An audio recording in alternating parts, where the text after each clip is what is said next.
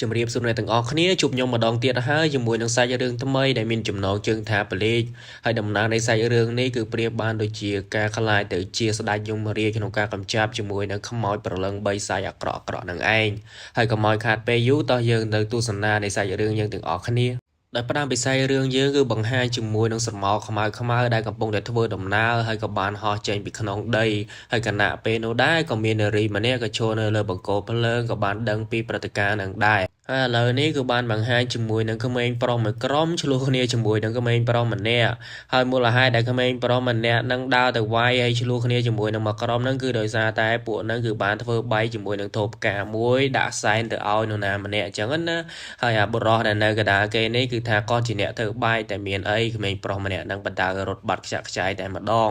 ហើយពេលនោះដែរគឺមានបង្ហាញជាមួយនឹងប្រលឹងមួយបានហោះចេញមកហើយក្មេងប្រុសម្នាក់ហ្នឹងក៏ថែមប្រាប់ទៀតថាថ្ងៃស្អែកគាត់នឹងរៀបចំធូបការថ្មីយកមកឲ្យក្មេងប្រុសហ្នឹងគឺជាតួឯកនៃរឿងយើងតែម្ដងដែលគាត់មានឈ្មោះថាអ៊ីជីកូកូរ៉ាសាគីគាត់គឺជាសិស្សវិទ្យាល័យដែលមានអាយុ15ឆ្នាំដោយបន្តពីគាត់ឆ្លោះគ្នាហើយគាត់ក៏បានមកដល់ផ្ទះមានរឿងមួយបានកើតឡើងហើយអ្នកមហោវាយអ៊ីជីកូហ្នឹងគឺជាឪពុករបស់អ៊ីជីកូហ្នឹងឯងតែគាត់និយាយថាអ៊ីជីកូហ្នឹងគឺមកមុនអត់តន់ម៉ោង7សោះអត់ដែលមកតន់ម៉ោងបាយអញ្ចឹងណាហើយអញ្ចឹងទៅបានធ្វើឲ្យឪពុកហ្នឹងខឹងមួម៉ៅវាយគ្នាត្រង់កន្លែងហ្នឹងគ្មានបាយគ្មានទឹកអីទេហើយចំពោះពីរអ្នកដែលកំពុងអង្គុយញ៉ាំបាយហ្នឹងគឺជាប្អូនរបស់អ៊ីជីកូដែលទី1គឺមានឈ្មោះថាការីននិងទី2គឺមានឈ្មោះថាយូហ្សូបន្ទាប់ពីវាយគ្នាជាមួយឪពុកឆ្អែតឆ្អន់ហើយឥឡូវនេះគឺអ៊ីជីកូមកដេកហើយអត់មានបាយអត់មានទឹកអីទេហើយឥឡូវនេះគឺព្រលឹមឡើងហើយអ៊ីជីកូក៏បានយកធូបផ្កាទៅដាក់ឲ្យនារីខ្មោចនឹងប៉ុន្តែដល់ពេលទៅដល់គឺអត់បានឃើញទេក៏ស្រាប់តែឮសំឡេងមួយចេញមកពីខាងក្រៅផ្សេងទៀតដល់គាត់ទៅឮសំឡេងអញ្ចឹងគឺអ៊ីជីកូរត់ទៅមើលភ្លាមតែម្ដងហើយក៏បានឃើញជាមួយនឹងបីសាយនឹងមួយរត់ដេញចាប់ជាមួយនឹងព្រលឹងខ្មោចតូចនឹងធ្វើជាអាហារ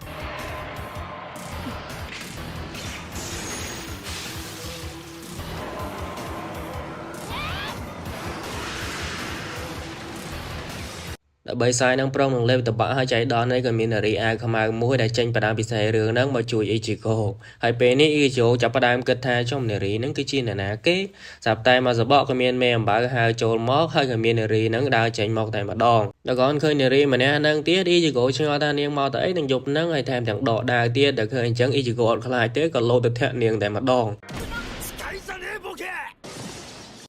ហើយម៉េចចង់មកធ្វើឃាតគេមែនអាងតែគេអត់ដឹងអីមែនហើយនារីម្នាក់ហ្នឹងក៏ឆ្ងល់ទៀតថាចុះហើយបានអ៊ីជីកូមើលគាត់ឃើញអ៊ីជីកូក៏បានទៅវាយវិញថានិយាយមិនមើលមិនឃើញនេះក៏បានlạiមើលឃើញចាប់បានទៀតនេះដល់គាត់តែឃើញអ៊ីជីកូលេងសើចជាមួយនាងបែបនេះនាងក៏ប្រើតិចនិចមួយដែលមានឈ្មោះថាកៃឌូដាក់ទៅលើអ៊ីជីកូដែលតិចនិចមួយនេះគឺធ្វើឲ្យអ៊ីជីកូអត់មានសកម្មភាពអីកើតទេហើយគណៈនោះដែរនាងក៏បានដកដាវរបស់នាងទៅចាក់ជាមួយនឹងបលឹងខ្មោចដែលការចាក់មួយហ្នឹងគឺមិនមែនសម្លាប់ទេគឺបញ្ជូនបលឹងខ្មោចហ្នឹងឲ្យទៅឡើងទៅឋានសួគ៌ឥឡូវនេះគឺនាងបានប្រាប់ជាមួយនឹងសមត្ថភាពរបស់នាងហើយដែលនាងគឺជាសានីកាមី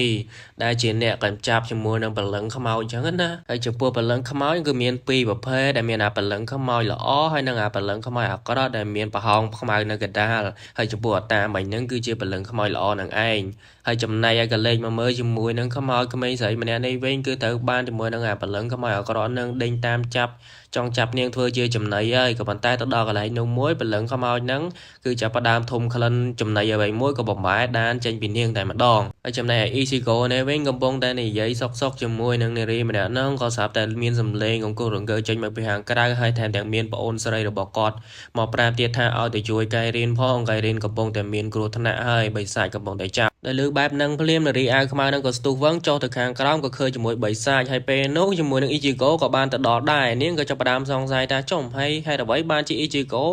អាចរើបំរើជាមួយនឹងតិចនិចរបស់គាត់បានហើយពេលនោះគឺអ៊ីជីកូបានប្រឹងរើខ្លាំងជាងមែនតែនបានធ្វើឲ្យដាច់ជាមួយនឹងតិចនិចរបស់នាងនឹងតែម្ដងធ្វើដោយខ្លួនឯងហ្នឹងខ្លាំងណាស់អញ្ចឹងក៏បានទាញកៅអីហ្នឹងយកទៅវាយជាមួយនឹងបិសាចខ្មោចហ្នឹងប៉ុន្តែទៅបានបិសាចខ្មោចហ្នឹងក៏វត្តទៅយ៉ាងប៉ើងចៃដនសំណាងពេលនោះដែរគឺមាននារីអាវខ្មៅហ្នឹងចូលមកទប់ទល់ជំនួសហើយបានថែមទាំងប្រាប់ទៅអ៊ីជីកូថាបលឹងខ្មោចបិសាចហ្នឹងគឺមករកអ៊ីជីកូនឹងឯងគឺមិនមែនមករកប្អូនស្រីរបស់គាត់ទេគឺចង់បានបលឹងរបស់អ៊ីជីកូយកទៅធ្វើជាចំណី ដែលលើបែបហ្នឹងគឺ Ichigo រត់ទៅតតាំងជាមួយនឹងបលឹងខ្មោចនឹងតែម្ដងថាមកវាយជាមួយគាត់មកកំធ្វើបាបប្អូនស្រីនិងគ្រួសារគាត់អីហើយបលឹងខ្មោចនេះគឺចំណៃនឹងមុខហើយអត់មានចាំយូរទេក៏ប្រឹងហក់តបាក់ក៏ប៉ុន្តែចៃដនអីនារីអាវខ្មៅនោះក៏រត់មករងឈាមបាញ់លហាចពេញនឹងតែម្ដងហើយម្ដងកន្លែងនេះដែរទៅគេបញ្ជាក់ប្រាប់ឈ្មោះថានាងមានឈ្មោះ Ruki Kuchisaki ដែលនាងគឺជាសនីកាមីនឹងឯងជាអ្នកកម្ចាត់ជាមួយនឹងបលឹងខ្មោចបិសាចដល់ឥឡូវនេះគឺនាងបានត្រូវរបួសហើយអត់អាចប្រយុទ្ធបានទៀតទេហើយក៏បានប្រាប់ឲ្យ Ichigo ប្រយុទ្ធជំនួសនាងឲ្យកម្លាំងនាងយកទៅប្រើដោយគ្រាន់តែយកដាវទៅចាក់ដើមទ្រូង Ichigo នឹងបានកម្លាំងនាងហើយពេលនោះដែរ Ichigo ក៏ធ្វើតាមយកដាវទៅចាក់ដើមទ្រូងដើម្បីខ្ចីកម្លាំងហើយប្រែរូបរាងថ្មីមួយទៅចេញដាវយ៉ាងធំដែលដាវនឹងគឺមានឈ្មោះថា Zenpakuto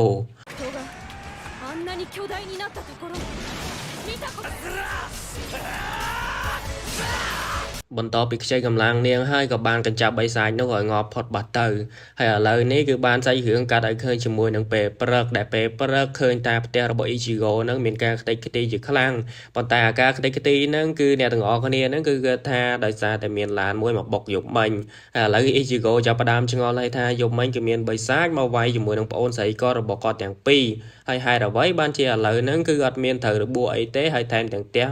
ចោតដោយថាឡានបុកទៀតហើយពេលនេះដែរបានបង្ហាញជាមួយឌីជកូកំពុងតែនៅសាលារៀនហើយបុរសដែលខ្ពស់ម្នាក់នេះគឺមានឈ្មោះថាសាតូហើយគណៈពេលនោះក៏មាននារីម្នាក់ដើរចូលមកណែនាំឈ្មោះថានាងគឺជាសិស្សថ្មីដោយគ្រាន់តែឃើញនាងភ្លាមអ៊ីជកូមានការភ្ញាក់ផ្អើលជាខ្លាំង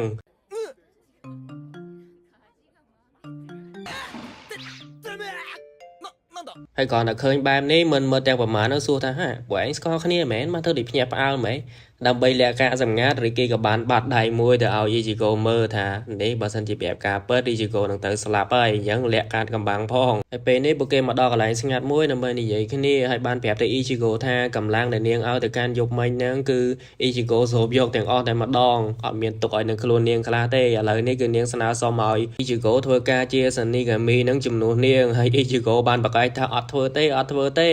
វធ្វើមិនធ្វើក៏ត្រូវតែបង្ខំដែរពេលនេះនាងបានដាក់ម្ដាយទាញបលឹងរបស់ Ichigo ចេញហើយ Ichigo ចាប់ផ្ដើមភ័យអានោះខ្លួនរបស់ខ្ញុំហើយខ្ញុំមិនបានបលឹងនៅណា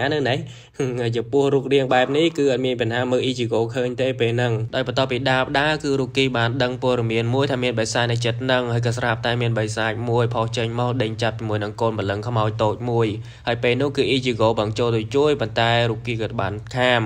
តែ Ichigo គឺចិត្តមិនដាច់ទេនៅពេលដែលឃើញបែបនេះទប់ចិត្តមិនចប់ទេក៏រត់ចូលទៅជួយកូនក្មេងនឹងតែម្ដង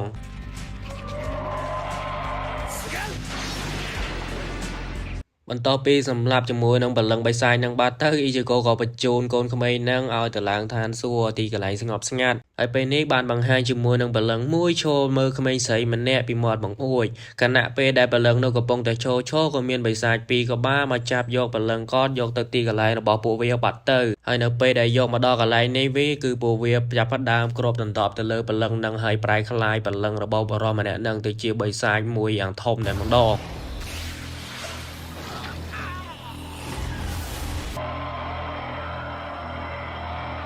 ហើយឥឡូវនេះគឺមើលទៅដូចជាមាននារីម្នាក់កំពុងតែត្រូវឡានគេខណៈនោះដែរគឺ Ichigo ក៏បានមកដល់ហើយថែមទាំងសួរថានាងមានត្រូវរបួសអីអត់ដែលនារីម្នាក់នេះគឺមានឈ្មោះថា Ino ហើយពេលនោះដែរ Ruki ក៏បានសម្លឹងមើលទៅកាន់ជើងរបស់នាងឃើញដូចថាមានអ្វីមិនប្រក្រតីហើយថែមទាំងសួរទៅកាន់នាងថាហ្នឹងគឺជាអីហើយនាងថាត្រូវឡានគេមិនអញ្ចឹងណាហើយខណៈនេះដែរគឺពួកគេកំពុងតែដើរដំណើរទៅផ្ទះហើយថែមទាំងពិភាក្សារឿងស្នាមនៅលើជើងរបស់ Ino ហ្នឹងហើយថែមទាំងគិតថាយប់នេះប្រហែលជាមានរឿងមិនស្រួលហើយពេលនោះ Ruki ក៏បានលី Ichigo ទៅផ្ទះក៏ប៉ុន្តែ Ichigo សួរថាផ្ទះនាងនៅណាខ្ញុំតែអត់ដែរស្គាល់ហើយចង់ស្គាល់មែនអត់ផងបើអត់ចង់សួរគេទៅអីចាស់គណៈដែលពេល Ichigo កំពុងតែអានសភៅប្អូនស្រីរបស់គាត់ក៏ចូលមកសួរថាបងឯងមានឃើញខោខ្ញុំអត់ខ្ញុំបាត់ខោមកកំ pl េបងយីហើយខោខ្លួនឯងមកសួរគេហើយពេលនោះដែរក៏បានបង្ហាញជាមួយនឹង Ruki កំពុងតែទទួលសារមួយថាមានបិសាចនៅចិត្តហ្នឹងហើយគណៈពេលនោះដែរ Ruki ក៏បើកទ្វារចេញពីទូកៅអៅរបស់ Ichigo តែម្ដងអញ្ចឹងមិនន័យថាអាកៅអៅដែល Yuzo បាត់មិញហ្នឹងគឺ Ruki នឹងឯងជាអ្នកយកពាក់ឥឡូវនេះក៏ដឹងថាបិសាចបានមកដល់ហើយអញ្ចឹងពាក់ស្រោមដៃវាយទាញបលឹងរបស់ Ichigo ចេញមកទប់ទល់តែម្ដង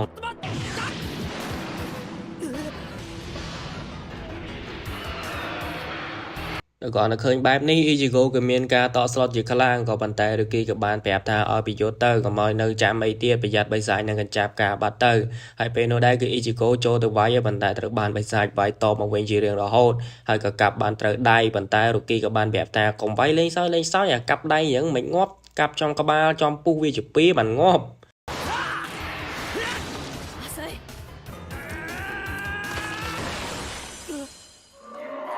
hay là lời này đã còn ta khơi bay cho mùi rồi bằng một nâng cư Ichigo cứ miền ca đăng hơi thà bay sai phần lưng mình nâng cư chữ bong pro rồi bỏ ino chẳng mà này tha